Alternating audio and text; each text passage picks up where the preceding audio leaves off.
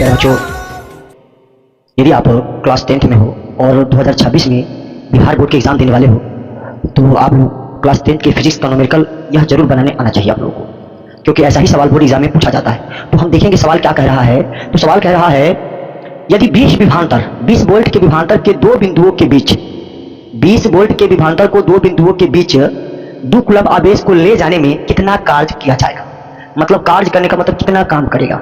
तो सबसे पहले क्या दिया हुआ है यह देखना है। तो देखिएगा आप लोग, दिया गया है में क्या लिखना है, ये हम लोग बनाएंगे। दिया गया है कि क्या लिखेंगे, दिया गया है कि क्या दिया हुआ। सबसे पहले विभवांतर, विभवांतर कितना दिया हुआ बोले तो विभवांतर, अच्छा विभवांतर को हम लोग भी से सूचित करते हैं। वह कितना दिया बोले तो विभवांतर दिया हुआ है 12 वोल्ट। विभवांतर कितना दिया हुआ है, 12 वोल्ट दिया हुआ है। उसके बाद कह रहा है दो बिंदुओं के बीच जो लग रहा है आवेश, वह कितना कूलम्ब है, आवेश। तो आवेश की बात करते हैं, आवेश कितना दिया हुआ है। आवेश को हम लोग क्यू से सूचित करते हैं। क्यू कितना दिया हुआ बोले तो 2 कूलम्ब। क्या दिया बोले तो कूलम्ब, क्योंकि आवेश कैसे मात्रा कूलम्ब होता है। तो उसके बाद कह रहा है कितना कार्य किया जाएगा। कार्य मतलब काम, कार्य मतलब क्या, काम। तो काम को हम लोग डब्ल्यू से सूचित करते हैं, मतलब वाट, क्या काम करेगा। तो इसको लिख देंगे वाट, प्रश्नवाचक चिन्ह। तो उसके बाद क्या करेंगे, बनाएंगे तो लिखेंगे हल।